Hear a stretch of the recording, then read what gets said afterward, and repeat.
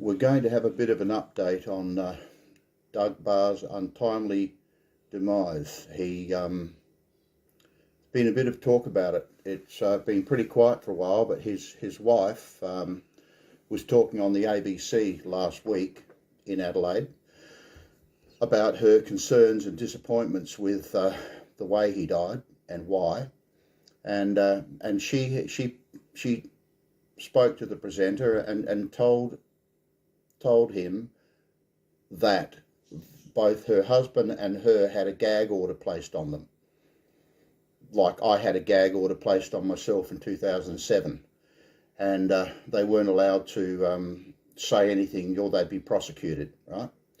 Now, she had this gag order kept on her even after her husband died, and she'd had enough, and she said, I'm not going to respect that anymore, and she had a lot to say, right? So I listened to that. It was informative. She's not happy, and there's a cloud of suspicion, or there's just a cloud over the whole thing, why he committed suicide, etc. At the time, he'd been cleared of any wrongdoing, but the findings were withheld for months, so he didn't know that he was in the clear. Eventually took his own life. Now, moving on from that, there was an article in our local paper here yesterday, in the Advertiser, page 4, and his wife gave us some more information about what happened. Now, I know what happened because a senior officer in SAPOL approached myself and the person who was helping me last year and offered to go into major crimes and discuss the Beaumont case and where the Beaumont children were buried, and ask why they haven't been exhumed from the sinkhole over on York Peninsula. Because SAPOL have known where the Beaumont children have been buried since day one, but they had it forced upon them around about halfway through, around about 2007-8. By that stage, they knew just about everything. And it's all pretty confusing, but and I'm probably not making a lot of sense, but let's just get back to the beginning. And that was that when my two sisters and I were outing my father, who's a hideous pedophile and a murderer of children, adults, anybody. He's just a serial murderer, always protected by his friends in SAPOL. When we started to out him for our own abuse as children, being raped by our father, we very quickly remembered, this is Ruth, my sister Ruth and I, what he used to do when we were children. Rachel's younger by about 17 years, or about 19 years than myself. She's a different generation of abuse and child murders in South Australia. So we started talking about this, and there were many letters written to Doug Barr, who was head of major crimes, about the abuse inflicted upon us, the witnessed murders. We'd witnessed dead children being chopped up and body parts were being sold to our local hospital and all of this stuff. So Doug Barr knew me well, even though I hadn't written any letters to him, but my sisters had on my behalf. So it was decided that Annette Burden, who then changed her name, she arranged with other officers in major crimes and Doug Barr for me to go to my local police station and make a statement and take officers to our home, our family home, and exhume the bodies that had been buried there. So I went down there, and it was arranged. I went down there, and they all looked a bit edgy, a bit uncomfortable. I said, I'm Andrew McIntyre. I've come down here to give you a heads up on child abuse, murders and burials at my family property, and make a statement about what happened to the Beaumont children.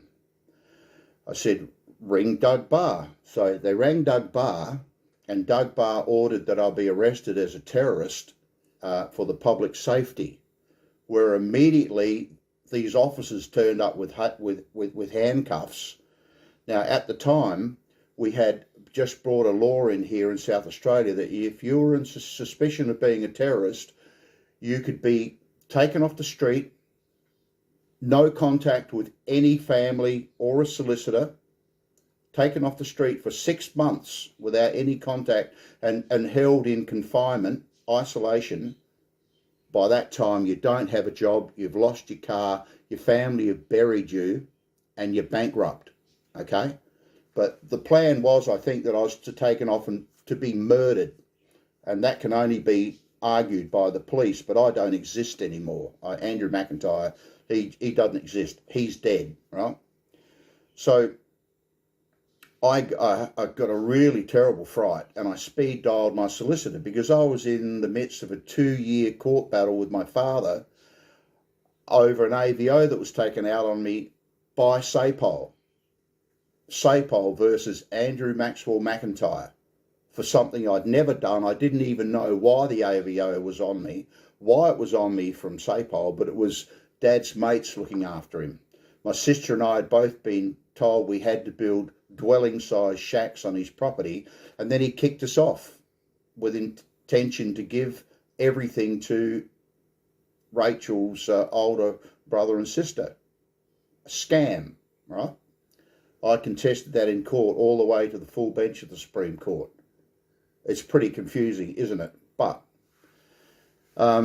so they were going to arrest me, and I speed dialed my solicitor because I owed him $32,000 and he wanted his money. That further blew out to $40,000, my expenses when it went to the Supreme Court. My father's expenses were $90,000 just to keep a gag order on me, so I couldn't speak about the Beaumont children, okay? So Doug Barr was up to his ears in it. He'd set me up to be arrested when he pretended that he was going to help me solve the Beaumont case. We have all the letters, the correspondence with Doug Barr. So Doug Barr and I really didn't like each other, that's for sure. Now, a lot of time's passed, and about 3 years ago, I left my house and went down to check up on my friend's restaurant. I was away from the house for 10-15 minutes, and I came back and things didn't look right. Things were disturbed. Sonny been running around with a crowbar, lifting up things and searching, right? I won't tell you where they were searching, but it was they decided that I was a drug manufacturer, grower and distributor, big time, right? I don't have a criminal record. Drugs don't agree with me. I drink alcohol, but try not to drink to excess, and don't smoke cigarettes. So I didn't even know somebody had really been there until a friend found a calling card on my front door. So then I went down to the police station, and the woman who'd conducted the raid, it was a major drug bust, the raid, she'd gone on special leave, like she'd hit the ground running, because I rang her up afterwards before I went down, and I said, do you know who you've done this to? And I said, I'm Andrew McIntyre. I'm a key witness with the Beaumont abduction and murders. And she was a bit like apologetic. Oh, you have no case to answer. We didn't find anything. It was just all a terrible mistake. No, it wasn't. They were trying to discredit me by finding a dope plant in the backyard, or maybe an old roach hanging around somewhere, or just something like that, right? So that didn't work. So later on, as we say here, later on, I'm down at the bluff where I'm trying to dig up children that my father has buried in an old mine shaft down there. And I'm getting onto that. I spent a lot of time down there. And we're being followed around by the police. So then I started following them around because I wanted to ask them, why are you following me around? This is by about 11 o'clock in the evening. And so I followed them down to the bluff, wharf, it's in the middle of nowhere, but it's not far from Victor Harbour, and to chat to them. And then another vehicle came down and hemmed me in, like in the movies. And I thought, this is pretty weird. And I went to get out of the car to ask this guy to shift his vehicle so I can move. And it's another patrol car. And a guy comes up to the window and he says, "We have a warrant to search your vehicle for illegal firearms." And I said, "You're kidding me." I won't tell you what I really said, but you're kidding me, because I don't have a firearms license and I don't own any firearms. What are you doing coming up with bullshit like that? So I hopped out of the car, and my friend was told to step to one side.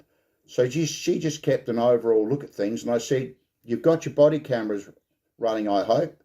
"Yeah." And then there was a woman called,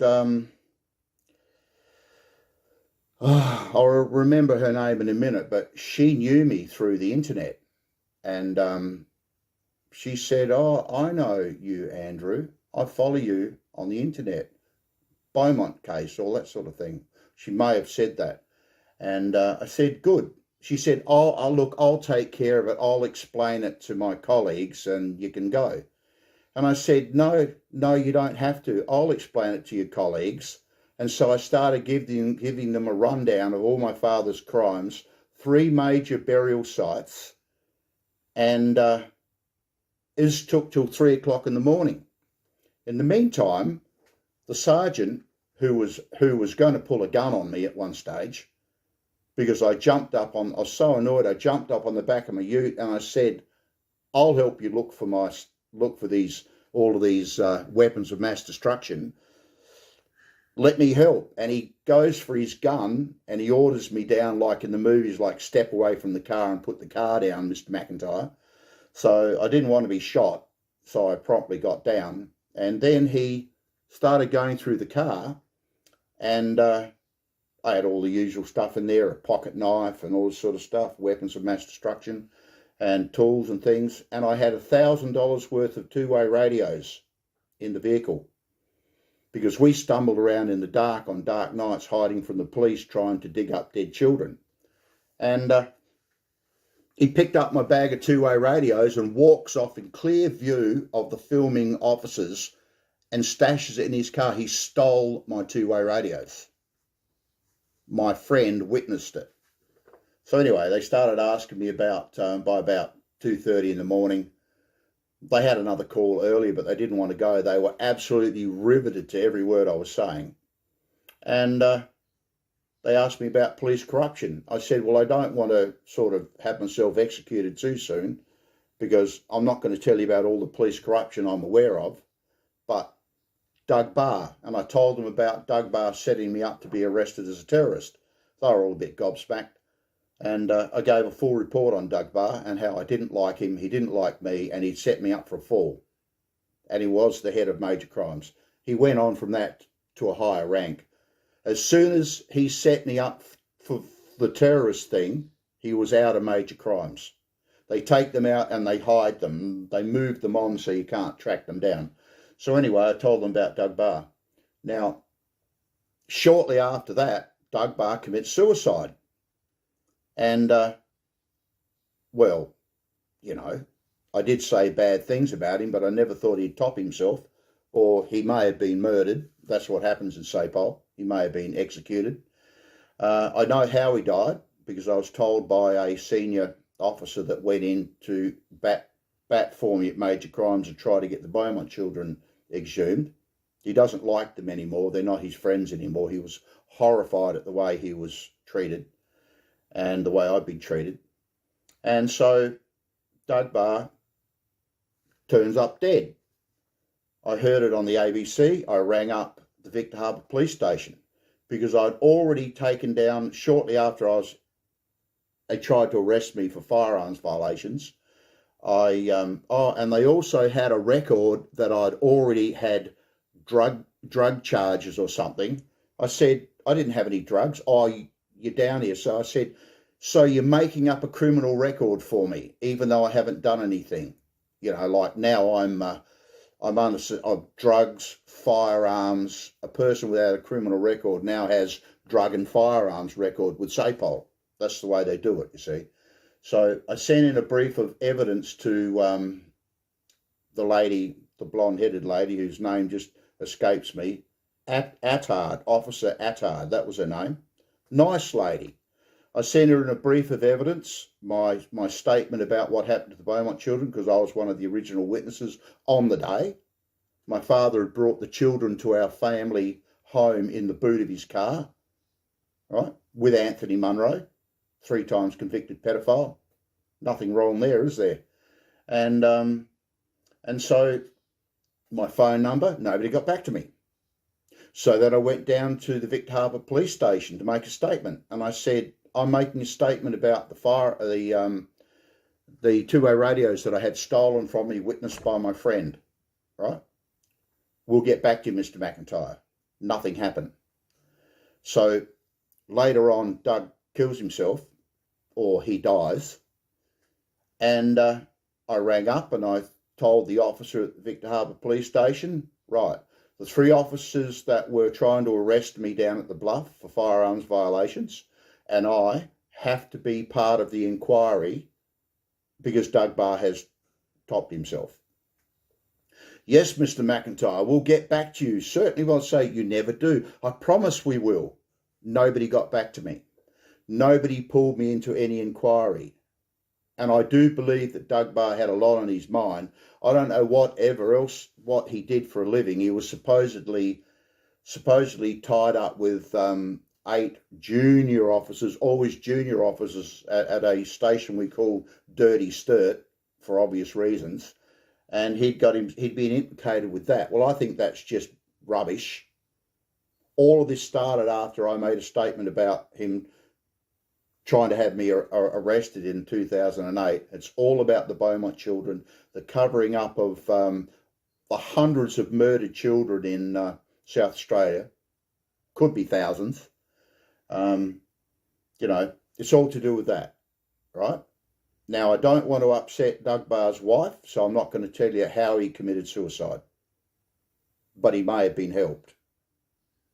Because when he was rushed to hospital, when he was found, after he apparently tried to commit suicide, an officer turned up and said, "Oh, I'll lock up for you, Mrs. Barr.